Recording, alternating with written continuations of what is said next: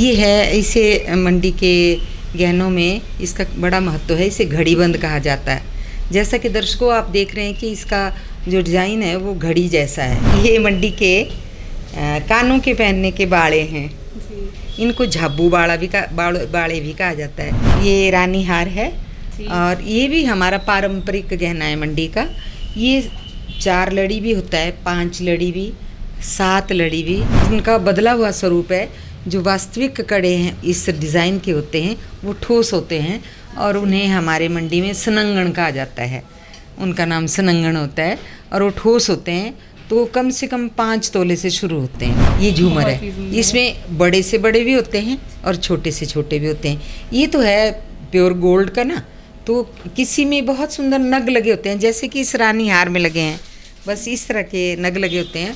उन नगों के साथ, उन स्टोन्स के साथ इसकी शोभा चौगुनी हो जाती है।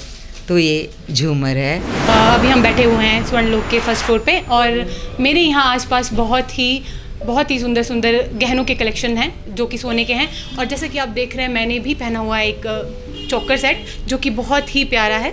और हमारे साथ बैठे हुए हैं रूपेश्वरी मैम।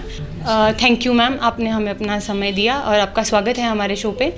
रूपेश्वरी मैम हमारे हमारे मंडियाली कल्चर की बहुत ही फेमस जिन्होंने बहुत सारी लोकल कहानियाँ लिखी हुई हैं जो कि छोटे बच्चों के लिए होती हैं, जैसे कि नाना नानी दादा दादी के ऊपर उन्होंने लिखी हुई हैं।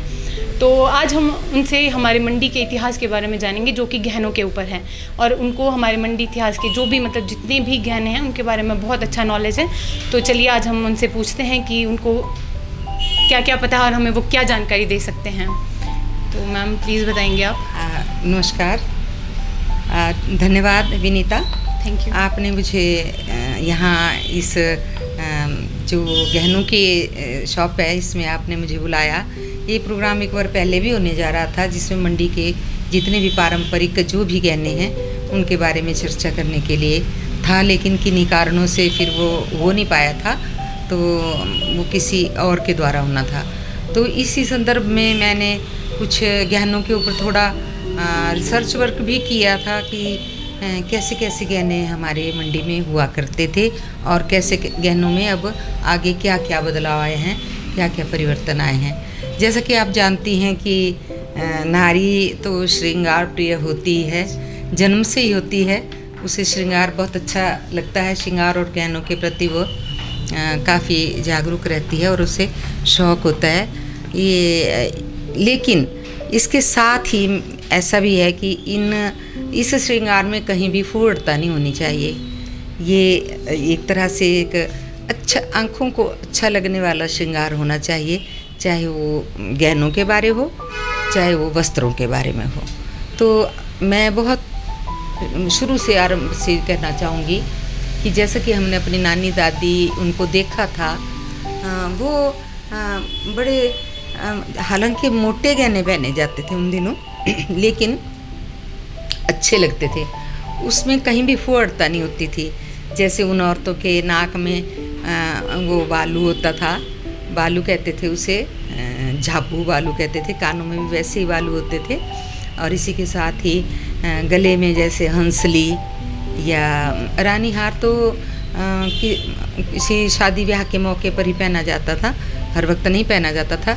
लेकिन जो हर वक्त पहने वाले गहने थे वो हंसली होती थी, हाथों में कड़ोल्लू होते थे, बंद होते थे, घड़ी बंद होते थे। और जैसे मैंने तो ऐसा भी देखा है, मैं शिक्षा विभाग से सेवानिवृत्त हुई हूँ, तो मेरी सर्विस गांव में भी रही है, मैंने गांव में काम किया। तो मैंने देखा वो एक जैसे नाक में यहाँ जैसे एक पहनते थे, यहाँ जैसे एक गहना था, जैसे लॉक होता है किसी चीज़ को, उसी तरह से उसकी शक्ल होती थी। तो इस तरह के गहने भी मैंने देखे हैं। और इसी के साथ नाक में बालू के अलावा जो अफोर्ड नहीं कर सकते थे वो औरतें लौंग पहनती थी। तो दर्शकों, अब हमारे पास कुछ ट्रेडिशनल गहने आ चुके हैं। बहुत सारा कलेक्शन है हमारे पास ट्रेडिशनल गहनों का। तो जैसे कि आप देख रहे हैं मेरे हाथ में ये कुछ ट्रेडिशनल गहना है, बाजूबंद। तो चलिए हम मैम से पूछते हैं कि इसकी हिस्ट्री क्या है और मैम से कुछ जानते हैं इस बारे में। ये है, इसे मंडी के गहनों में इसका बड़ा महत्व है। इसे घड़ीबंद कहा जाता है। जैसा कि दर्शकों आप देख रहे हैं कि इसका जो डिज़ाइन है वो घड़ी जैसा है, जैसे घड़ी का होता है। तो हो सकता है घड़ी से ही प्रेरणा लेके ये इस आभूषण का निर्माण किया गया हो। इसे घड़ीबंद कहते हैं। और ये इसमें पेच लगा होता है, इस पेच के द्वारा इसको ऐसे खोल के और ऐसे ऐसे खोलते हैं और फिर उससे इसको पहना जाता है। ये घड़ीबंद है। और कोई दोनों पहनते हैं, दोनों हाथों में, और कोई एक हाथ में भी इसको पहना जाता है। तो इसी के साथ ही मैं आपका ध्यान दिलाना चाहूँगी कि ये मंडी के कानों के पहनने के बाड़े हैं। इनको झाबू बाड़े भी कहा जाता है। झाबू यानी इस वाली चीज़ को झाबू कहा जाता है। तो इन बाड़ों को झाबू बाड़े के नाम से जाना जाता है। और भी बहुत ही सुंदर लगते हैं, कानों में पहने हुए बहुत ही अच्छे लगते हैं। इनको आजकल भी पहने तो आजकल भी सुंदर लगते हैं, तो पुराने समय में भी ये बहुत सुंदर लगते थे। तो ये वनिता जी आप देखेंगे ये दोनों ही गहने ये हमारे ट्रेडिशनल हैं, मंडी के गहने। तो आप देखो अपने कान के साथ लगाएं आप इनको, आप देखेंगे कि कितने अच्छे लगेंगे आपको। दर्शक देखेंगे आपको कि आप कितनी अच्छी लग रही हैं इनको पहन के। तो कान के साथ लगाएंगे आप। जी मैम, तो देख रहे हैं जैसे कि आप बहुत अच्छी लग रही हैं बहुत ही अच्छी। तो इसी के साथ अन्य गहने भी यहाँ पड़े हुए हैं जी। तो एक एक करके हम इनके बारे में बात करते हैं।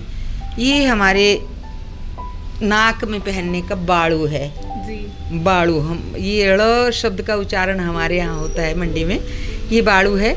और जैसे शादी ब्याह में मायके वाले बेटी को बाड़ू देते हैं अपने अपने सामर्थ्य के अनुसार। कोई छोटा देता है, कोई बड़ा देता है, लेकिन साधारणतया ये मतलब बिल्कुल मध्यम वर्गीय परिवार के लिए या छोटे परिवार के लिए ये वाला बाड़ू दिया जाता है। तो आप देखेंगे किस प्रकार इसमें मोर की आकृति भी बनी होती है, और मोर के अलावा किसी में मछली की आकृति बनी होती है, और किसी में यहाँ छोटा सा एक और भी पिंजरा सा लटका रहता है। इसमें नहीं है, लेकिन यहाँ छोटा सा एक और लटका रहता है, और ये इस तरह से पहना जाता है, और इस तरह कान की तरफ इसकी लड़ी लगाई जाती है। तो ये बाड़ू है मंडी का ट्रेडिशनल गहना बालू, और ये मस्ट है, मतलब ज़रूरी है ये शादी में। मैम तो अब हमारे पास रानी हार है। ये मेरी भी फेवरेट चीज़ है, बहुत ही सुंदर, बहुत ही प्यारा और महंगा भी बहुत तो मैं आपसे इसके बारे में कुछ जानना चाहूँगी। ठीक है, आप पकड़ेंगे? ठीक है वनिता, ये रानी हार है और ये भी हमारा पारंपरिक गहना है मंडी का। ये 4 लड़ी भी होता है, 5 लड़ी भी, 7 लड़ी भी, और अब तो लोग 9 लड़ी भी बना रहे हैं इस हार को काफ़ी, क्योंकि जैसे जैसे लोगों की समृद्धि बढ़ती है उस तरह से गहनों का आकार भी बदलता रहता है।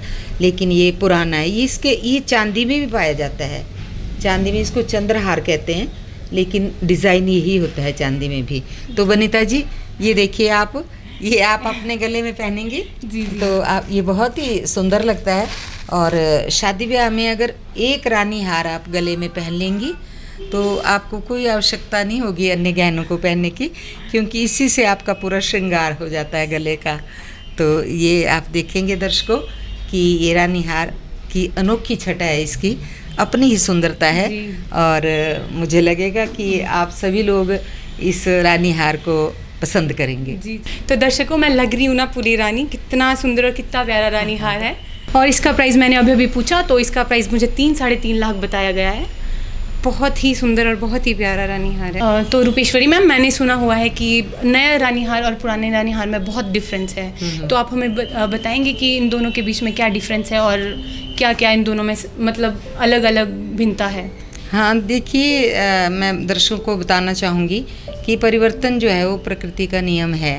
तो आदमी हर वक्त कुछ ना कुछ नया चाहता है, नया फैशन, नए डिज़ाइन, नई हर चीज़ नई चाहता है और परिवर्तन करना चाहता है। तो रानी हार में भी परिवर्तन आए हैं। और ये आपने जो पहना है ना, जिसे पहनकर आप रानी लग रही हैं, इस हार के अलावा अब रानी हार इस तरह के भी बनने लगे हैं। ये भी रानी हार का मतलब एक बदला हुआ स्वरूप है ये रानी हार, ये आप देखेंगे जी, है ना। तो इस तरह के हार भी चले हुए हैं आजकल, लेकिन असली रानी हार जो है, ये जो आपने पहन रखा है असली है, लेकिन इसके जो परिवर्तन इसमें आ रहे हैं वो अब इस तरह के बड़े बड़े हार इसमें बन रहे हैं। ये है रानी हार। मैम, तो जो हमारे मंडी की सेन वंश की जो रियासत थी, तो उससे भी क्या ये रानी हार जुड़ा हुआ है? हाँ अवश्य, मैं आपको बताना चाहूँगी कि गहने पहनना, स्वर्ण पहनना तो सबसे पहले रानियों का ही अधिकार हुआ करता था। आम पब्लिक तो नहीं पहन सकती थी सोना। हाँ, जो संभ्रांत होते थे, जैसे वजीर हो गए, कोई और उनके मंत्री हो गए, कोई और राज्य में कोई अच्छी पोस्ट पे है, तो एक मैं आपको इसके बारे में छोटी सी कहानी सुनाऊंगी कि एक बार वो घास काटने वाली औरत अपनी पीठ पे घास लाद के, रेड़धार नाम आपने सुना होगा, वो रेड़धार से उतर रही थी, तो उसके नाक में लौंग चमका उसका।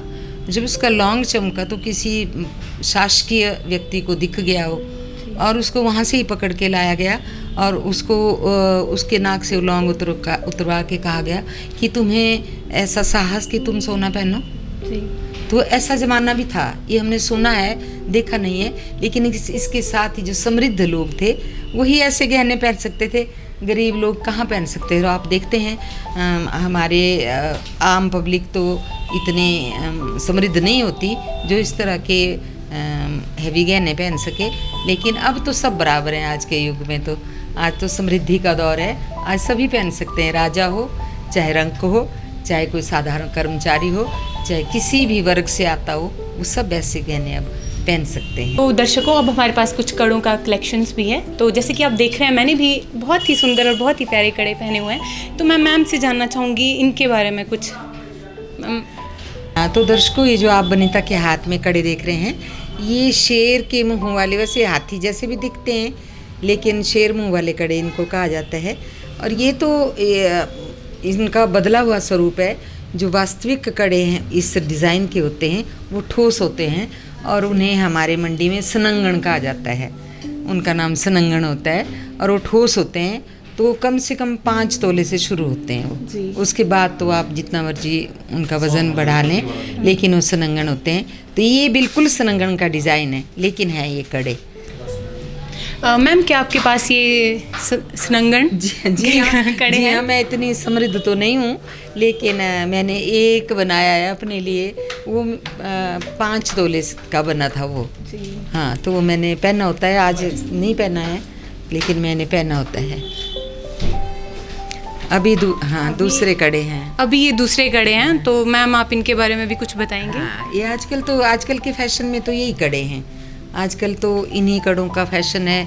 कोई ये चौड़े वाले हैं, कोई गोल वाले हैं, तो इनका फैशन है आजकल। ये भी कुछ नए सनंगण, ये पारंपरिक हैं और ये सब नए फैशन के कड़े हैं। तो पहले जो होते थे, वो पहले जिनको कहा जाता था, कड़ोल्लू भी कहा जाता था, कड़ोल्लू। तो कड़ोल्लू कैसे होते थे भाई? बिल्कुल इस तरह के होते थे वो, इस डिज़ाइन के होते थे वो, लगभग पूरे तो नहीं, लेकिन इस डिज़ाइन के होते थे। तो मैम, उनका आकार कैसा होता था? मतलब वो मोटे पतले लगभग ऐसे होते थे, मोटे होते थे वो, लगभग ऐसे होते थे। और इन्हें पट्ठू भी कहा जाता था, इनको पट्ठू कहा जाता था जी। ऐसे वाले कड़ों को पट्ठू कहा जाता था। आजकल तो कड़े ही कहते हैं जी। ये तो मैं तो पुराने ज़माने की बातें कर रही हूँ ना। तो दर्शकों, जैसा कि आप देख रहे हैं, मैंने ये बहुत ही सुंदर और बहुत ही प्यारा रानी हार पहना हुआ है। तो उसी के कान के झुमके भी अभी मेरे पास हैं। तो मैं मैम से जानना चाहूँगी इसकी खासियत के बारे में भी। ये रानी हार के साथ के ये कांटे बोलते हैं हम इनको, कांटे हैं, ये झूमर नहीं है, ये कांटे हैं। ये रानी हार के साथ बनाए गए हैं, इसकी डिज़ाइन के ही। इसमें 3 मंजिले भी होते हैं, 4 मंजिल भी होते हैं, 2 मंजिल भी होते हैं। तो ये लगभग 3 मंजिल हैं ये कांटे, और ये रानी हार के साथ के कांटे हैं। तो दर्शकों, अभी हमारे पास ये झूमर है। एक घर पे लटकने वाला होता है जो सीलिंग पे लगा होता है, और एक ये हमारे कान का झूमर है जो कि बहुत ही सुंदर और बहुत ही प्यारा है। तो मैं मैम से जानना चाहूँगी कि इस झूमर की क्या खासियत है। मैम प्लीज़ बताएंगे। हाँ, ये मैं बताना चाहूँगी कि ये भी हमारा ट्रेडिशनल गहना है, पारंपरिक। इसमें अगर इसका साइज़ छोटा होगा तो उसके झुमकियाँ कहते हैं, बड़ा होगा तो झूमर है ये। और ये मतलब मैं कहूँगी कि ये एवरग्रीन, आप इसे जब भी पहनेंगे तो ये नया लगेगा गहना, कभी नहीं लगेगा कि आपने ओल्ड फैशन का पहना है। तो ये मतलब हमेशा ही एवरग्रीन है। ये देखिए, ये कानों में बहुत ही अच्छा लगता है। ये मैं ऐसे अपने कान के साथ लगाऊंगी, ये देखिए, ये झूमर बहुत ही है। सुंदर। इसमें बड़े से बड़े भी होते हैं और छोटे से छोटे भी होते हैं।